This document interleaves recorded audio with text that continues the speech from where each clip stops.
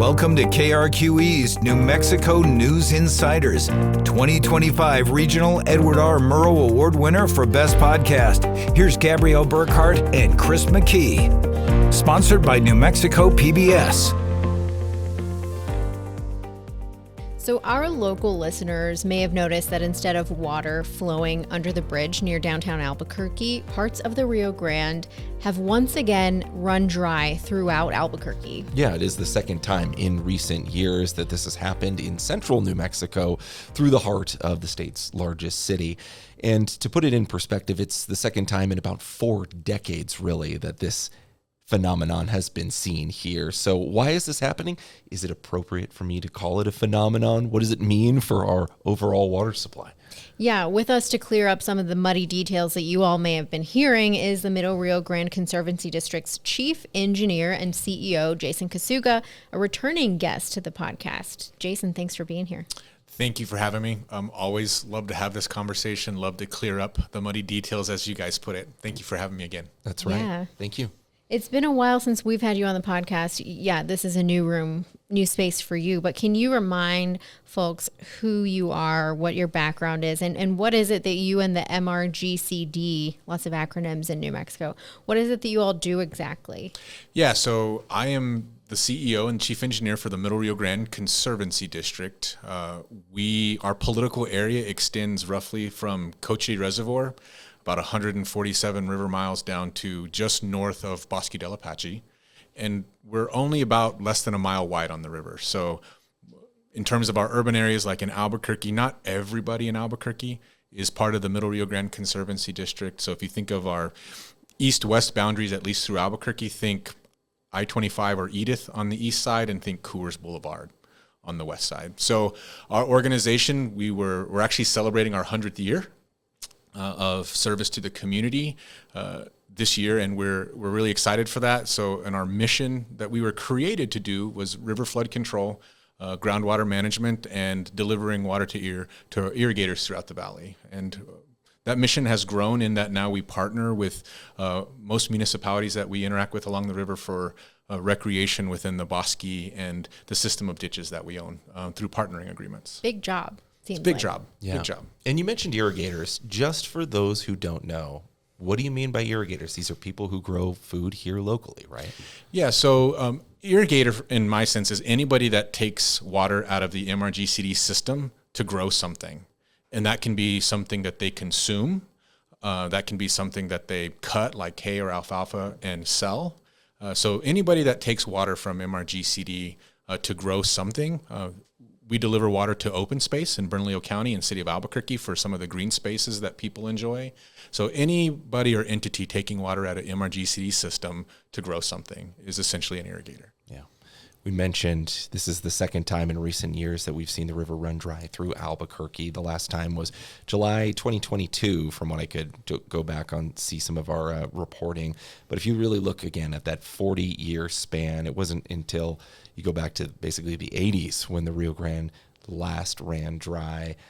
It hasn't consistently been something where we've seen it run dry through Albuquerque year after year. When people ask, is this a new normal for years to come with what seems like unpredictable or more unpredictable weather patterns, what do you think? How do you respond to that? I think normal is relative to where you find your place along this river. So if you, in a broader context, is it normal for the Rio Grande and parts of the Middle Rio Grande to go dry? Happens every year, actually. Further south you go, the river's going to be dry more often. In recent history, in our time, whenever I was growing up, and to now, is it common to see Albuquerque go dry? No. And there are very specific conditions that we're experiencing right now, along with some infrastructure issues and with this water sharing agreement called the Rio Grande Compact as well. So there are varying reasons why portions of the river will go dry, and I will say historically Albuquerque has been more resilient against that. But now we have some issues that we have to work through. There seems like there have been a lot of interventions over the years when it comes to ensuring that there is continuity for the Rio Grande in terms of water flow through the metro area in the years past. Yeah, so I think one of the the biggest way, you use the word intervention, I think I'm going to use the word water management tool. One of the ways in which we as a water management agency and water management agencies along the river, be it MRGCD or Bureau of Reclamation or Interstate Stream Commission, one of the greatest tools that we have to make the river more reliable is to be able to store water. And I think our current hydrologic reality, it is absolutely true. Our mountains are producing less water. And so that resource is important, and not being able to store water when it comes off in the spring for us to be able to use later in the summer, I think is really indicative of what we're at least seeing through Albuquerque. For sure, that helps with other sections of the river, but I think that's one of the biggest factors in that 40-year period that prevented people in Albuquerque from seeing the river dry more often. Yeah, when people look and see the dry parts of the Rio Grande, you're saying it's not just unpredictable weather patterns as the reason for a drying up in the metro. Yeah, that's absolutely correct. We were just talking about this in the office today about if we're talking about drought, it feels like we in the Middle Valley need to have almost two conversations. Weathering drought when we can store water is a very different conversation than how we weather drought when we can't store any water. That is fundamentally, I think, one of the questions we need to ask ourselves as a community, and as we look to the future and manage water on this river, is really putting us in the first category, weathering drought, but still being able to store water. I want to talk a little bit more about that water storage element. Some of the drying that has been going on in Albuquerque, you can sort of point to what's going on in Elvado, right? This is a reservoir dam up north. Elvado is a 90-year-old dam. It's an earthen dam with a steel plate cover. Not many dams out there that are built like that, but this is one that, again, nearly 100 years old, and it's been out of service, essentially, in terms of comparing it to what it's normally been able to do and how much water it's normally been able to hold. It's been out of service since 2022, when the Bureau of Reclamation said, we've got to fix this. We're worried about the structure here, right? So Elvado is a big part of that storage factor. Am I correct? In 2022, that would have been more correct than now. And let me differentiate between the two. In 2022, we had no other physical place where we could put water. That's not the case now. And I think this is really good. And that's why I love the space of a podcast, because I'm given freedom to answer this question more broadly.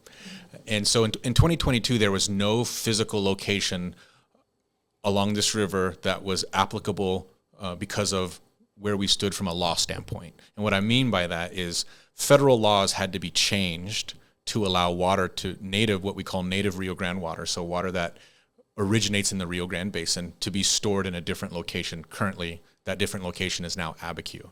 That wasn't possible in 2022. What's changed now, fast forward 3 years, is that law has been changed. A water control manual with the Army Corps of Engineers have been updated, and MRGCD, along with the Bureau of Reclamation, entered into an agreement with the Albuquerque-Bernalillo County Water Utility Authority to store native water in Abiquiu within their space. That wasn't possible in 2022. So what I'm telling irrigators and farmers and water users in general in the valley, having a physical location, even though Elvado is being rehabilitated, even though the federal government has a big job to fix and rehabilitate Elvado, there is a temporary location that we can store water if we're allowed to. So the question is Jason, why aren't you allowed to store water? Mm-hmm. Sorry, not to put questions No, yeah. in them. But I do think it probably That's where we're gets a going little bit naturally, to yeah. the next question we've got up here. Yeah, I mean, we obviously know that snowpack has a lot to do with how full the river is. Do winter and overall snowpack account for our spring and summer river flows each year? Yeah, so if you look at all the infrastructure that was built on the Rio Grande, it was primarily focused to maximize what we did with spring water.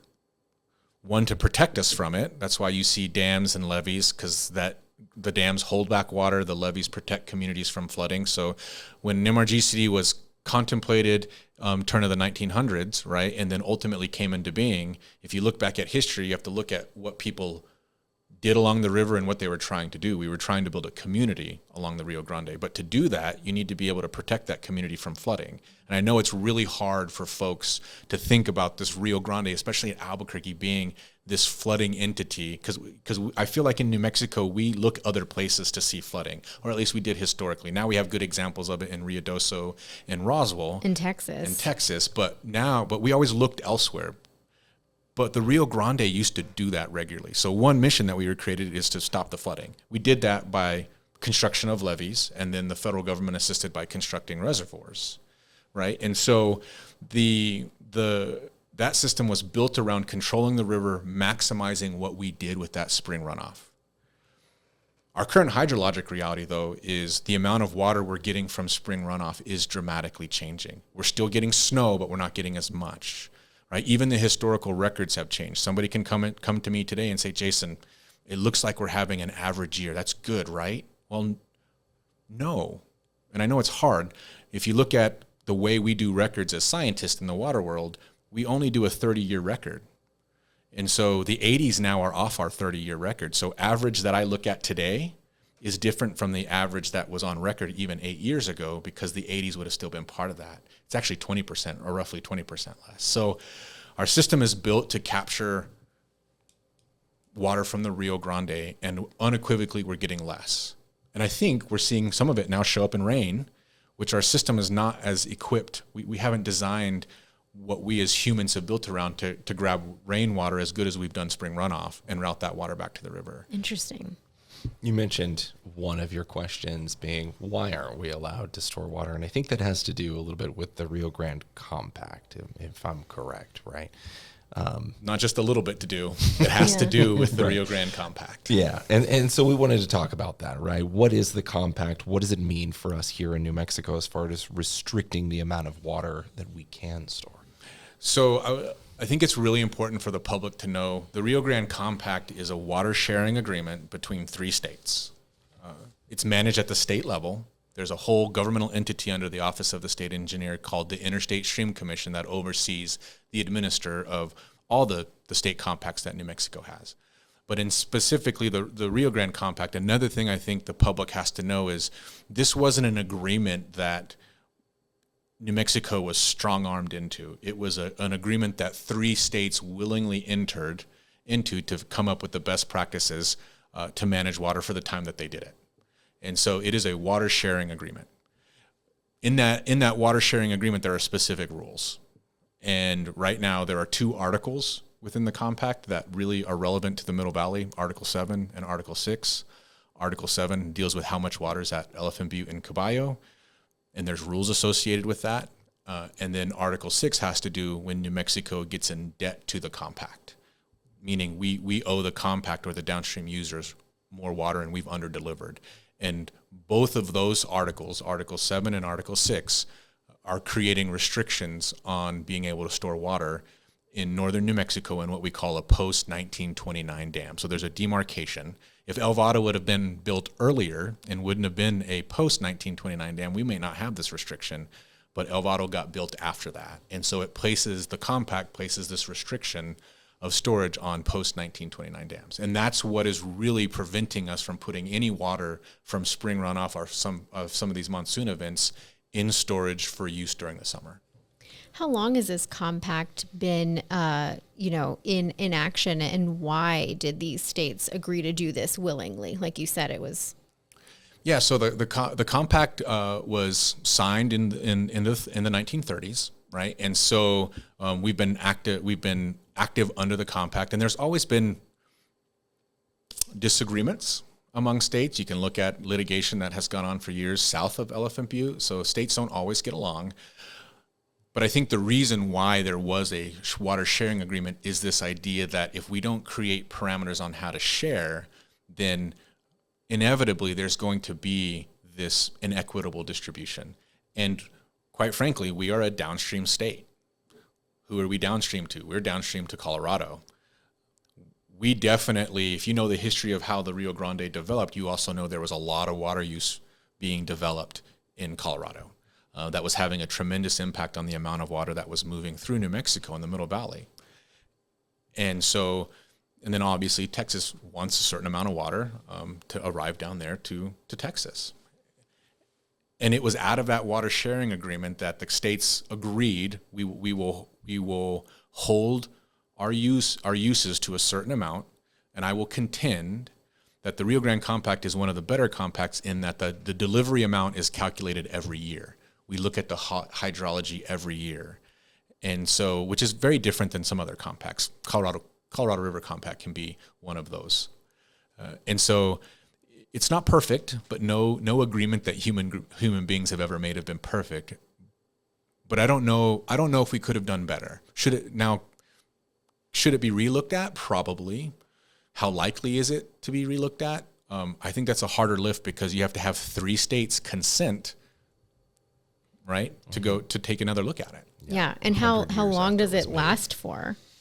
This in perpetuity? They last until the states agree that they should go a different direction. So where you get into fights about that is there are legal questions about how it was implemented, but there isn't a legal question that the states agreed to enter this, right? And so the states can disagree legally on how each one of us are administering it. And so that's why we go to courts for that. But I want folks to remember, the federal government didn't make these 3 states enter it. The Supreme Court of the United States or any state didn't make us implement it into this. The 3 states came together and willingly entered into it. Yeah. And it sounds like New Mexico is in water debt. Is that accurate representation of where we're at?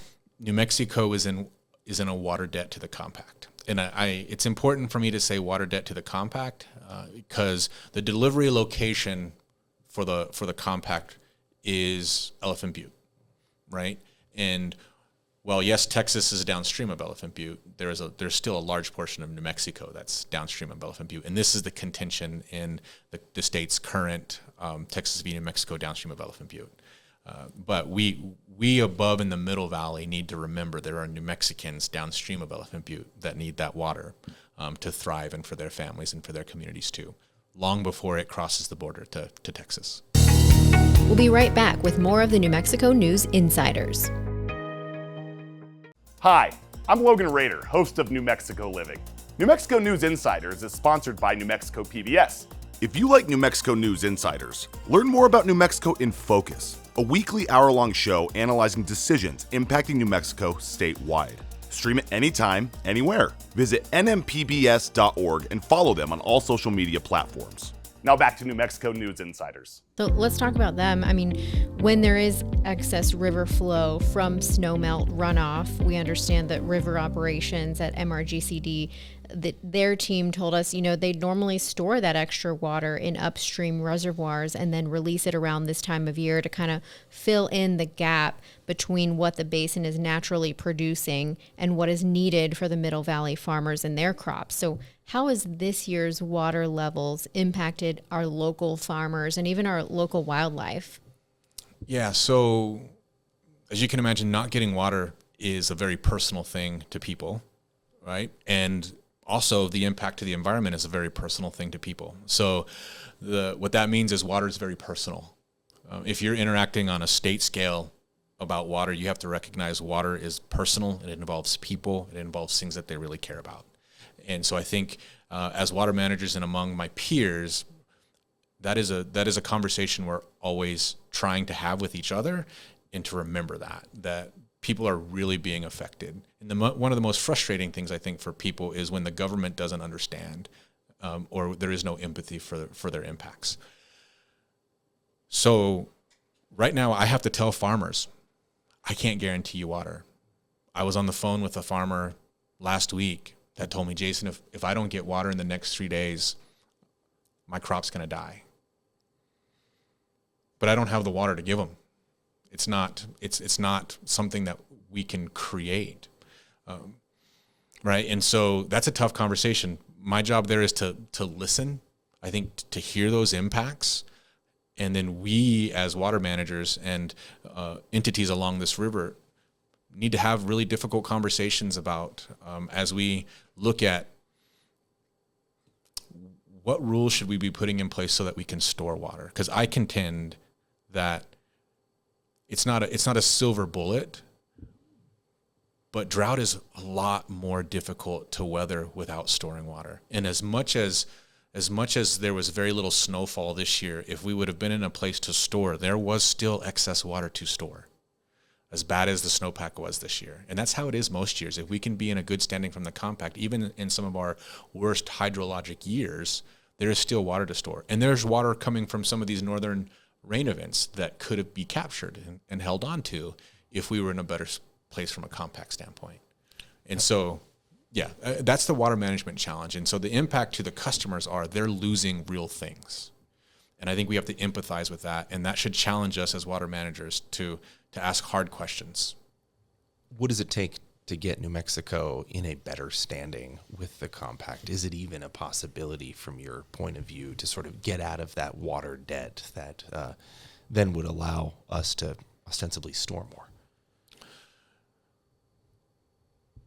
I pause because I actually don't think it's that complicated, but I do think a lot of politics will play into this, right? There are some sections of this river that are easier to keep more wet. It's a fundamental question. I mean, that's a fundamental issue of gravity, right? Water moves from high in the mountains and comes down. So there's some sections of this river that are more easy to keep wet. There are some sections of this river that are a lot more difficult. So I think we along the river have to ask ourselves, if we're going to create decision tools around drought, then I think those decision tools have to expand to say, when we have plentiful water, this is the way that we're going to act along the river from both municipal, industrial, agriculture, and environment. But when we don't have a lot of water, now we have to constrict. And I think that is in all those same sectors too. We have to ask ourselves, should we be using water in municipal areas like we are?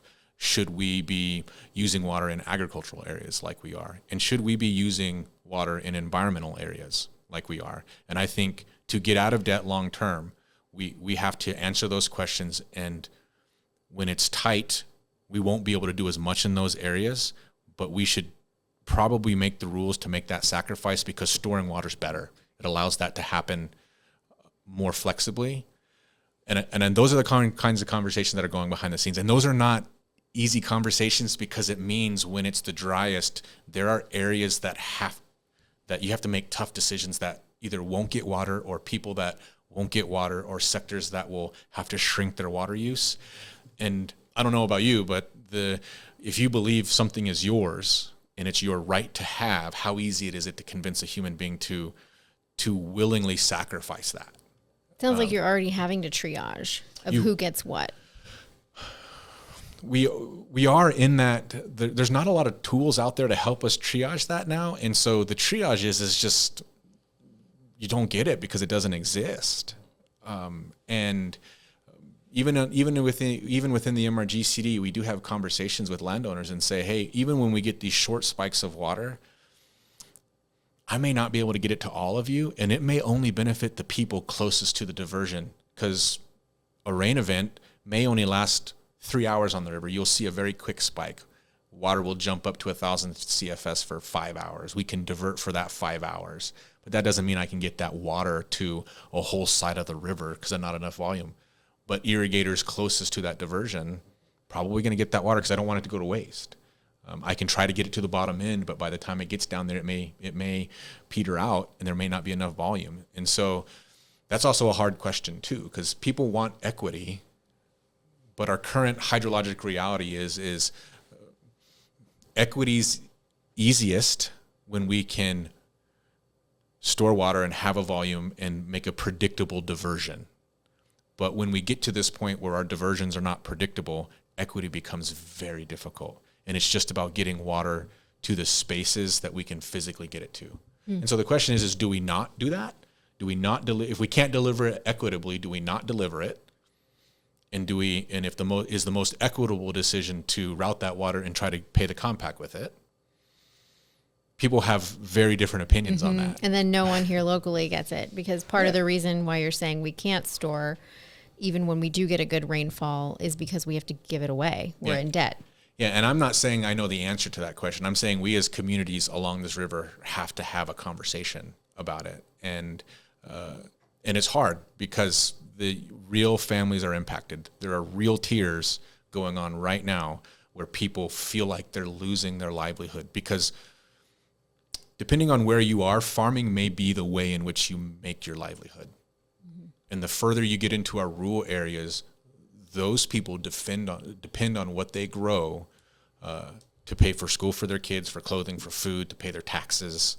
And so you can see how it becomes a very emotional conversation very, very quickly. Yeah, livelihoods are at play for sure.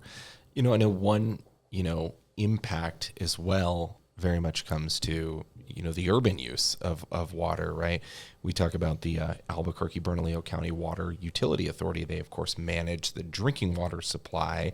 And we know that, every year they send out where your water comes from in a pamphlet. And much of what they typically do is siphon off some of that Rio Grande River water to use for the drinking water in tandem with the aquifer, right? But as we understand, they sort of are forced to switch to the source to just pulling from the aquifer, especially when you have a drying event here in the urban area. And I know you're not representative of the water authority, but just to ask you though, what do you think it means for the water authority and its customers when you see this drying happening here in the Rio Grande, central New Mexico as well?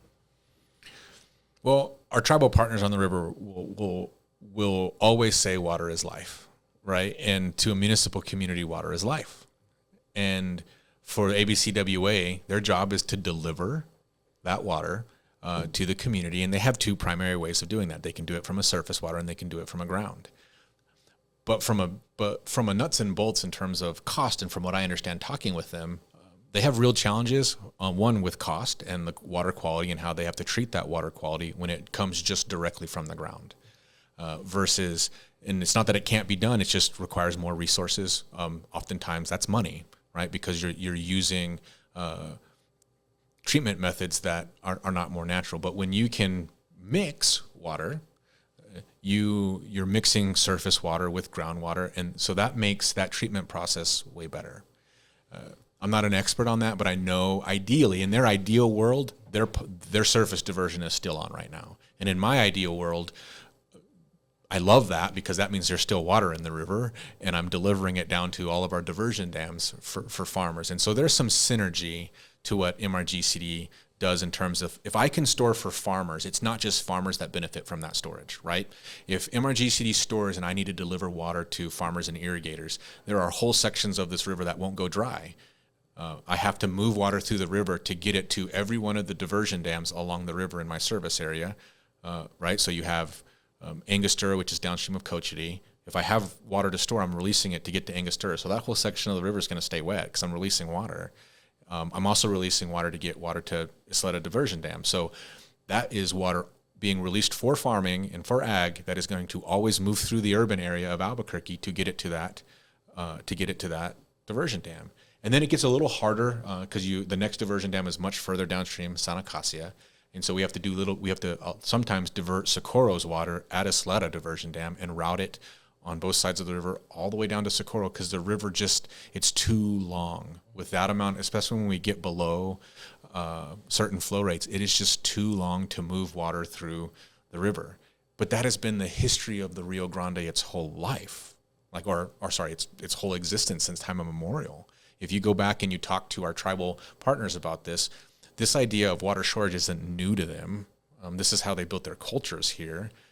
Our infrastructure has made the Rio Grande more reliable in that we can store water, but we still have to contend that there will be water shortages. And we have to base our rules on how we're going to govern to prioritize. And I don't want to propagate a priority there because it really is the communities coming and the governance is coming together and saying this is how we're going to operate.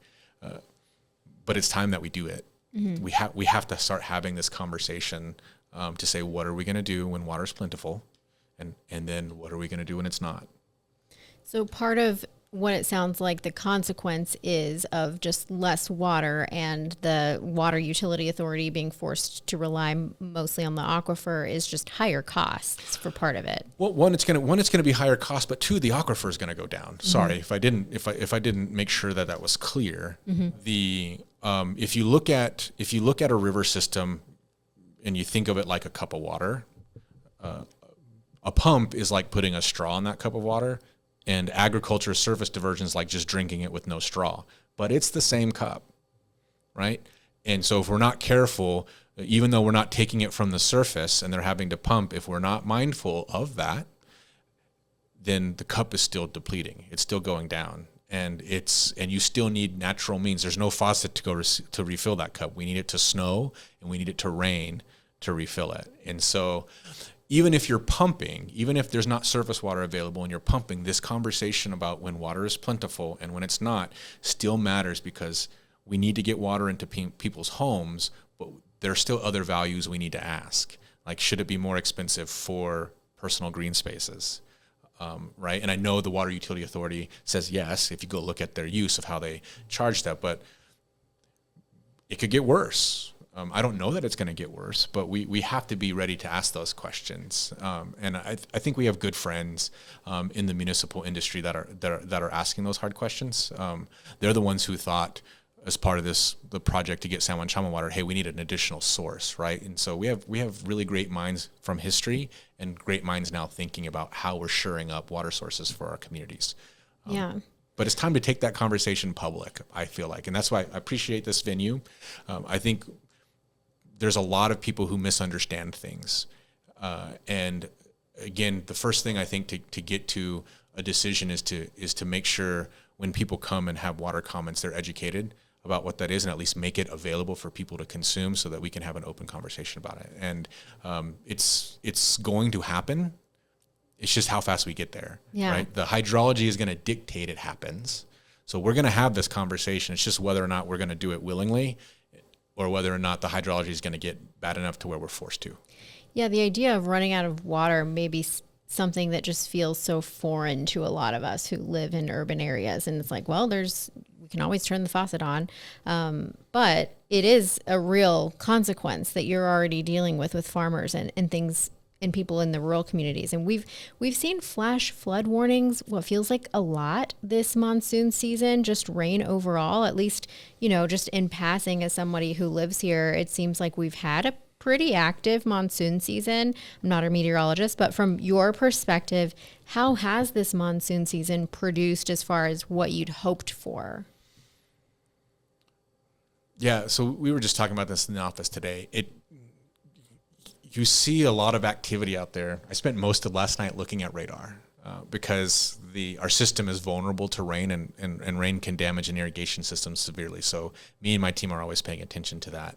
And so my first question today to my team was, did water hit? Did we see a lot of water hitting the river system? And even though we saw this activity of rain all throughout every sector of the Middle Valley, all the way up into the mountains and stuff like that, it just a lot is not it's not arriving in the river system. At least we didn't see that from the gauges this morning. And I think it's indicative of maybe how dry everything really was. You're starting to see a lot of those areas green up. So I'm hoping maybe that the basins are getting more wet so that rain events upon rain events will then generate more runoff. But I do think we underestimated, all water managers underestimated how dry the basin was. But I want to say the good news is monsoon season's just getting really started, right? We've actually been blessed with monsoon rain events a little earlier. I mean, we had some pretty intense storms in May. And so I think things are shaping up, if we keep getting these rain events, to start producing some significant flow into the rivers. But I was a little surprised we haven't seen more from some of these rain events make it to the river. But I think that's just underestimating, in my mind. I've underestimated how dry some of these basins were. We'll be right back with more on New Mexico News Insiders.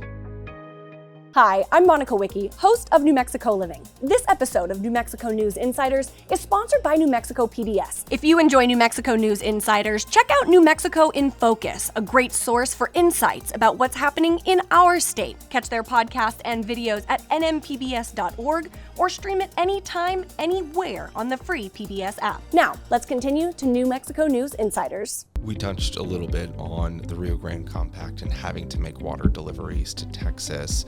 But when we do have these years with fewer water sources that are available, Are there any other alternative water sources that New Mexico can tap into?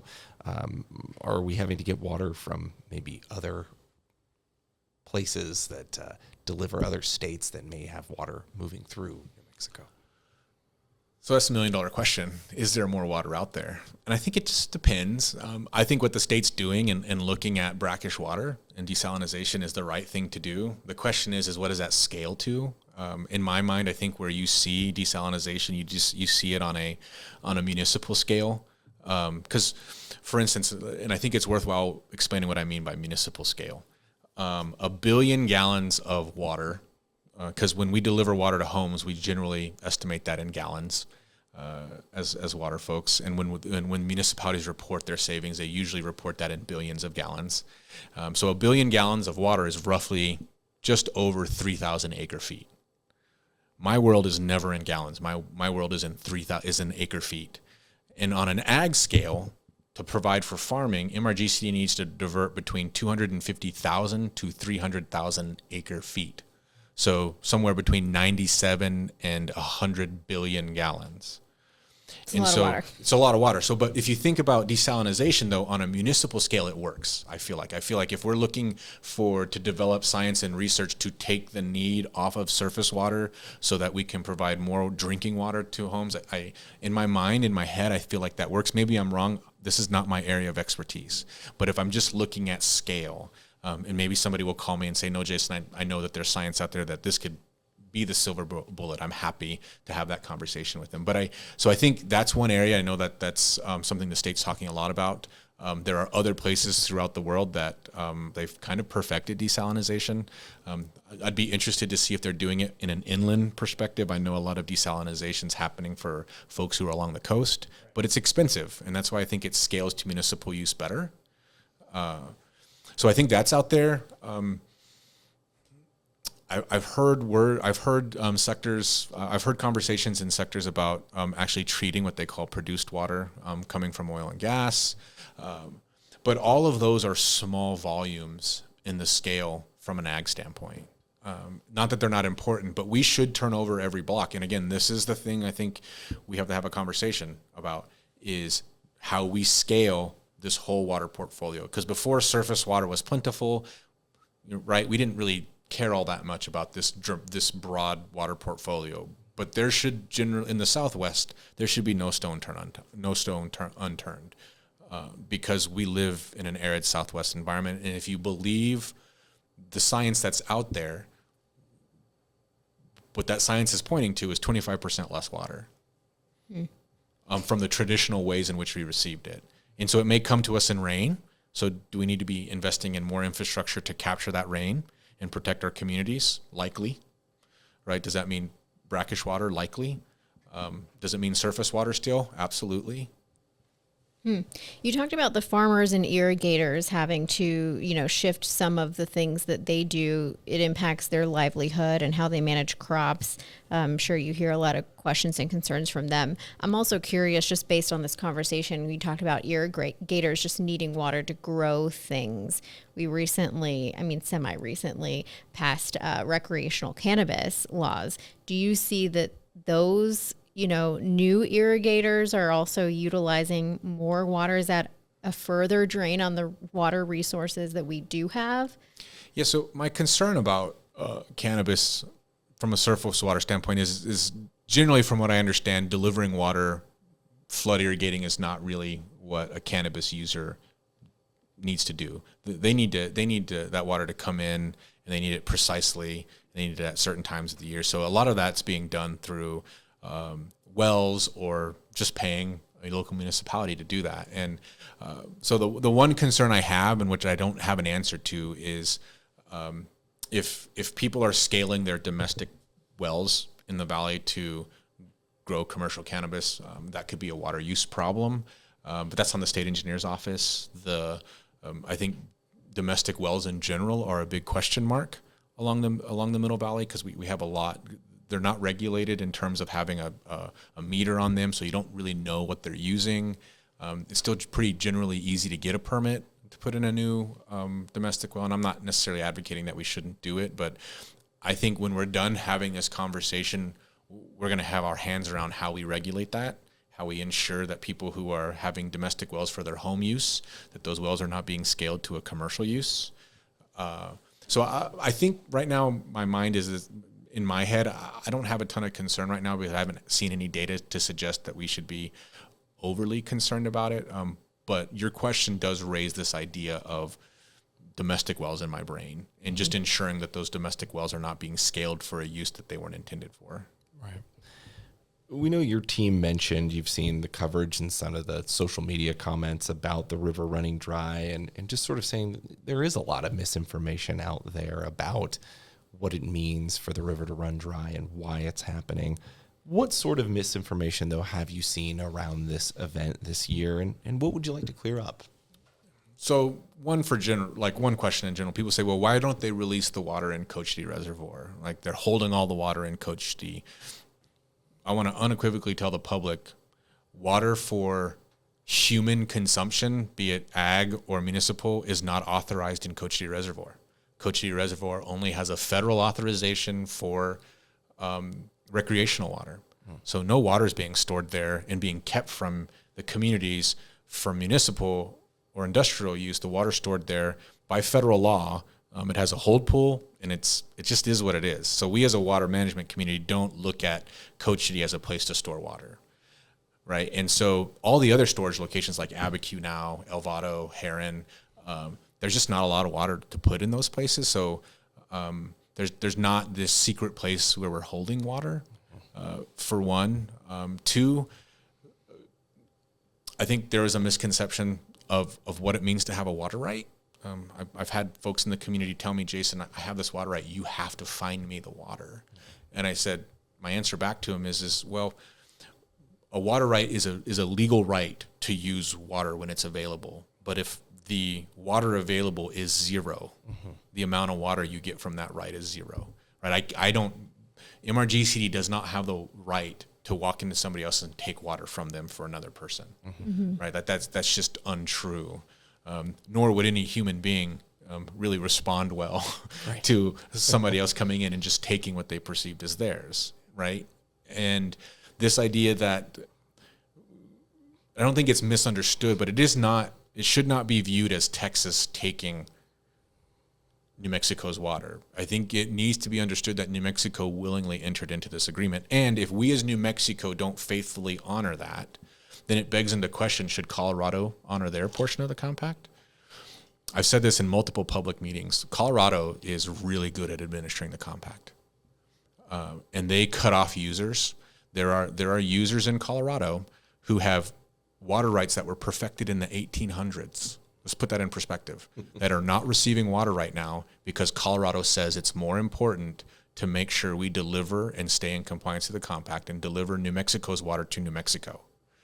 And so I think we as New Mexicans, when we originally think about we can't send that to Texas. There is an agreed upon amount, whether we like it or not, that we should be delivering to the Texas state line. And we would consider it harmful for Colorado to take the posture, we don't need to do that. We don't need to send New Mexico their water, right? None of us would take that well. And so I think we have to remember it is a three-party agreement. We are a middle state that benefits from an upper state delivering water to us, and we are upper to Texas. And the question is I think we have a moral obligation. If we're going to hold that standard to Colorado, then we have to hold that standard to ourselves.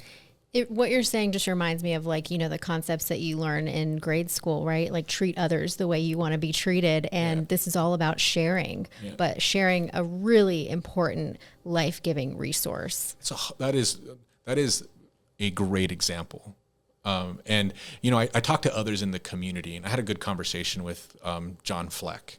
I don't know if you guys know John Fleck. It looks like you do. Yeah. Guest so me and him talk about that, right? Like we as human beings, when we enter these agreements, it does get down to an ethical and moral obligation. If we entered into these agreements as a state and we rely on another state to hold their area accountable so we can receive ours, then it just seems like we should be as accountable to ensure that the Texas receives theirs. So. And we should want to do that, I think, as a state. We should want to honor that obligation. And it's not that I value Texas more than New Mexico. It's because I value New Mexico that much. And Is there anything else that we haven't asked you about that you want to add or make sure that people better understand? Man, we've talked about a whole lot. I think, though, that what I would put out there is oftentimes people view government as not caring. What I can tell you is the people that get in these rooms, we can be guilty at times of not remembering the public faces of the people that we serve. And I think the higher up in government we move, when we go from a local agency like MRGCD to the state to the federal level, and I just want the public to know that that's an ongoing conversation right now. I think it's right for the public to ask us that regularly. When the federal government is talking to you, do they understand local impacts? And Jason, are you passing those on? And I just want the public to know that. Whenever I go talk to the state of New Mexico or I go talk to the federal government, I bring a very local perspective to them, and I'm asking them to put on the goggles of the people that are affected. And I think it's right for us in our communities to ask that of every level of government. Those are the questions we are asking ourselves. But I still think it's right when you talk to your politicians that you elect, ask them, do they understand the impact? Invite them to see it.